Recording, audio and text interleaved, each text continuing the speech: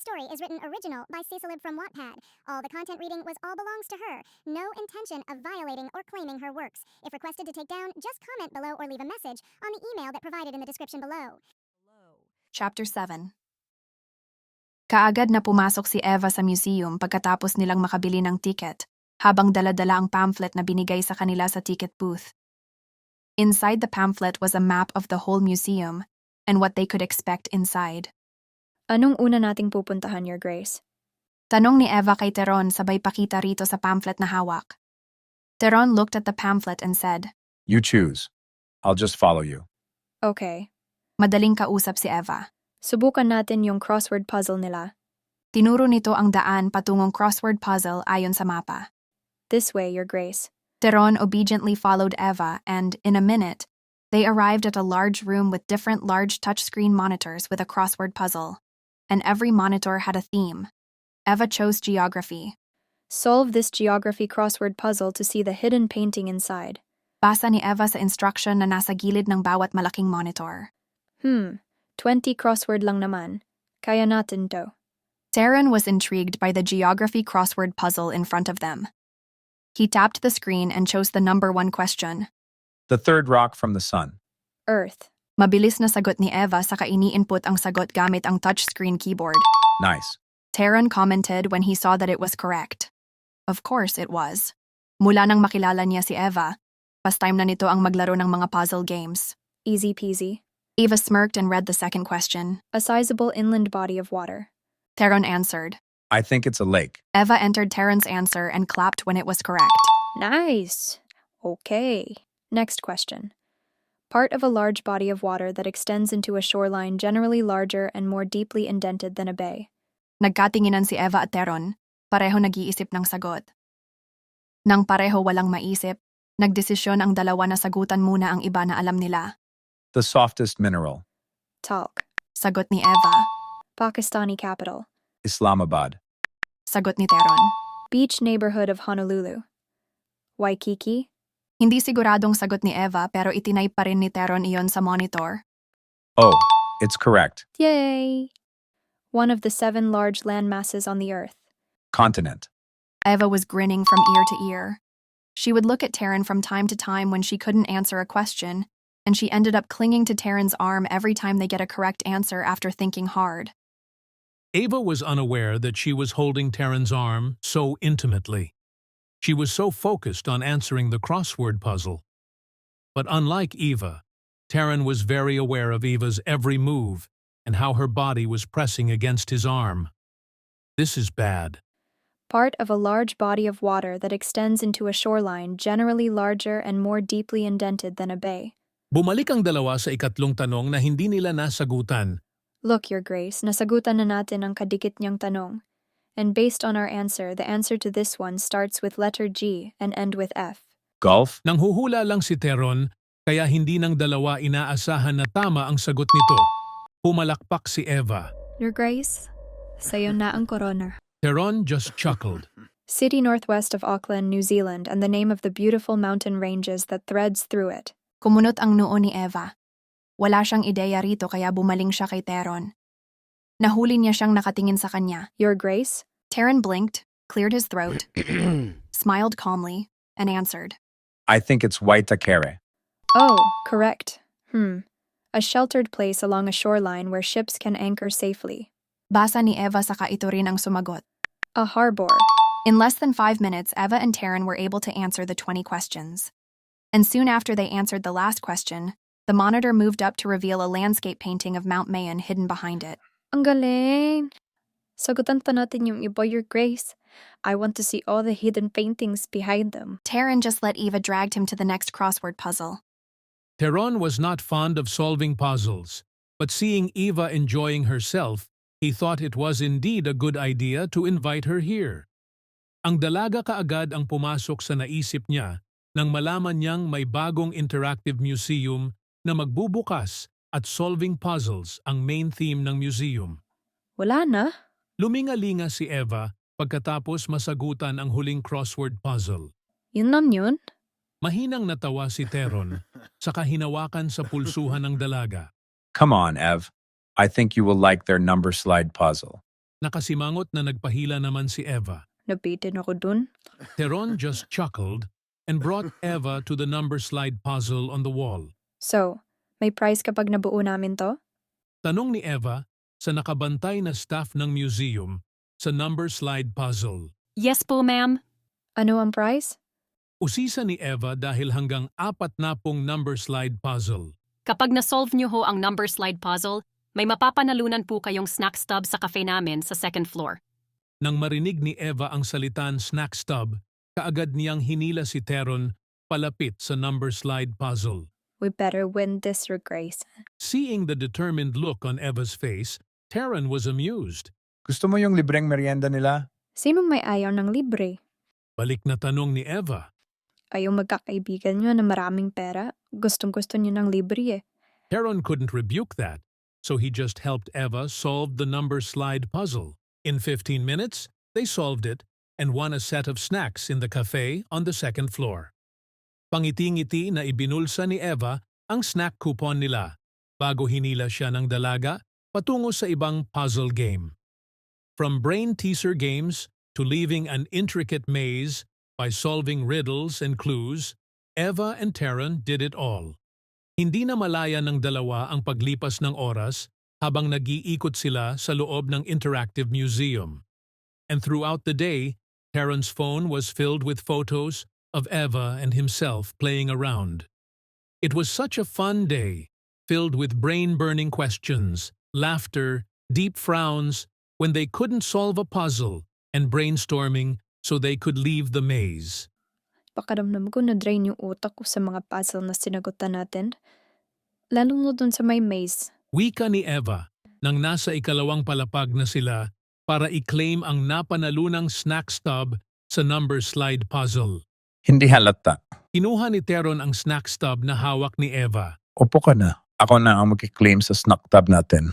Sige. Eva chose the table in the corner, and while waiting for Terron, she took out her second cell phone and read all the emails and messages she received. And then she opened an email informing her that she had won a trip to Dubai. She just hummed and returned her phone to her bag. Tamang-tama naman na naglalakad na si Terron patungo sa mesa nila. Oh, Eva's lips formed into an O when Terron placed the tray with food on the table. 2 kinds of smoothie, 4 slices of different cakes, 2 cupcakes and 2 cookies. ang dami naman. Akala ko simpleng snack lang. I thought so too. Umupo si Terron sa tabi ni Eva. Anong gusto mo? Peach smoothie or pineapple smoothie? Peach. Terron picked up the peach smoothie and placed it on the table, in front of Eva. Here you go. As for the cakes, Terron arranged them on the table in a way that would be easier for Eva to reach. Eat up. Thanks, Your Grace. Eva was so used to being served by Terron that she just thanked him without thinking about anything else. Oh, masarap yung smoothie nila. Subukan ko nga yung cake. Eva was busy eating while Terron was just staring at the food in front of him. It took a few seconds before Eve noticed that Terron had not moved her food. May problema ba, Your Grace? Terron's eyes remained on the food as he said. I'm leaving in 2 months. Eva went back to eating the cake. Kaya ba hindi maganda ang mood mo? Kinda. Ayaw mong umuwi? Terron didn't answer until a few moments later. I want to stay. But you can't. Eva said in a matter-of-fact voice. Sabi mo noon wala kang ibang choice kung hindi ang umuwi kapag pinauwi ka na. Sa sitwasyon mo ngayon, Your Grace, isa lang ang magagawa mo. Terron finally looked at Eve. What? Enjoy your remaining time here. Eva ran out the slice of the cake to eat. Make your last 2 months worthwhile. Umalis ka man, at least may maganda kang alaala na dadalhin. Terron stared at the girl. You won't miss me? Eve continued eating. Napaka-imposibleng hindi ko mamiss ang baggage boy ko. Only the baggage boy? Pabirong usisa ni Terron sa dalaga. And my food buddy. How about the future Duke himself? Eve just smiled at the young man and returned to the meal. I'll miss you, that's for sure. Kapag kuwan ay sabi ni Terron na ikinatigil ng pagkain ni Eva. May cellphone naman. Ani Eva kapag kuwan. Kapag na-miss mo ako, tawagan mo lang ako. Communication is not a problem these days. I might not be able to. Eva stopped eating and raised her eyebrows to the young man. Bakit naman? Pati ba pakikipag-usap sa katulad kong hindi maharlikang tao ay pinagbabawal ng pamilya mo? No. Then what's the reason? I might get engaged. Natigilan si Eva sa kailang segundong nakatitig lang kay Terron bago nakapag-react. How long would it take before you get engaged, Your Grace? Probably a month or 2. Then we have a month or two to talk after you leave. Eva chose to be optimistic. 2 buwan din yun. Terron looked away from Eva's optimistic eyes. I might get greedy and keep contacting you. Then, that would be a problem, Your Grace. Yeah. Terron leaned against Eva and rested his head on Eva's shoulder. Anong gagawin ko kapag na-miss kita? Honestly, Eva had no answer to that question. Ev, I want to stay. Umangat ang kamay ni Eva para masuyong tapikin ang pisngi ng binata. We can't always get what we want, Your Grace. Ganun talaga ang buhay. What we can do is make do of what's in front of us and move forward. Life is constantly changing. Malay mo naman, may magbago pa sa buhay mo. Terron closed his eyes while his head was still resting on Eva's shoulder.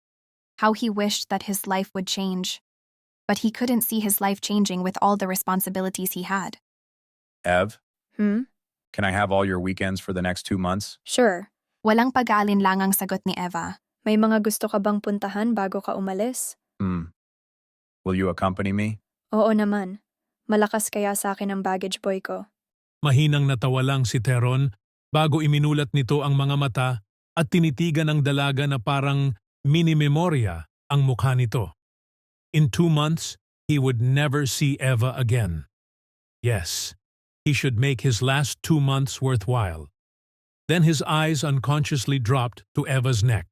She had tied her hair while they were in the maze, exposing her beautiful neck. Terron inwardly gulped at the sight. Wala sa sariling umayos siya ng upo, saka pinulot ang pineapple smoothie niya, saka sumisimsim yun para mawala ang pagkauhaw na biglang naramdaman. Kakainin mo ba yung cake mo? Kapag kuwan ay tanong ni Eva kay Terron na panay simsim lang ng pineapple smoothie nito. Huh? Eva looked at Terron dryly. Nasang planeta ka, Your Grace? Terron smiled guiltily. You can have my cake. From looking at Terron dryly to smiling at him sweetly. Isa ka talagang mabait na mamamayaman, Your Grace. If you know what is in my mind right now, you will not say that. Sa isip ni Terron bago inilabas ang cellphone sa bulsa para hindi kung saan-saan napupunta ang tingin at atensyon niya. His attention was indeed captured by what was happening in the group chat. ARF-style dog. Shun sent a link to the group chat with a message. Terron Dashwood, shining bright like a diamond. Nagsalubong ang kilay ni Terron. What the fuck is this, intrigued? He clicked the link, and he was brought to a website that says, pay a 2-minute subscription to see the video. Then below that was the 2-minute subscription price, which was 250,000 pesos. Huh? Mabilis na bumalik si Terron sa group chat nilang magkakaibigan, sa katinag si Shun. Terron Dashwood. At Mandu, what the fuck? Am I in that video? Shun was quick to reply. Mandu, don't worry. I blurred everyone but you since you are the male lead in the video. Terron Dashwood. Blank face emoji. Terron Dashwood. Why can't I access my own video then? Mandu. Payment first, bud. What the fuck? Hindi napigilan ni Terron na mapamura. Kaagad na napabaling si Eva kay Terron nang marinig itong nagmumura. What happened? Terron couldn't help showing Eva the link and the website Shun created. Synkit posted a video where I'm the protagonist, but I can't access it. Can you believe that I have to pay to see it? Napangiwi si Eva. Yeah, I believe it.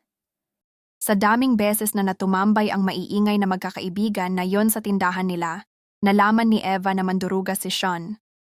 Well, for a good reason. At ang mga mayayaman at mga kuripot lang nitong kaibigan ang binubudol-budol nito ayon kay Yuhens, na nalaman niyang hari ng mga chismoso. Terron loudly sighed and asked Eva with a pitiful expression. Should I pay to watch it? Sa buhay ngayon ni Eva, magpapagulong-gulong siya para sa 250,000 pesos.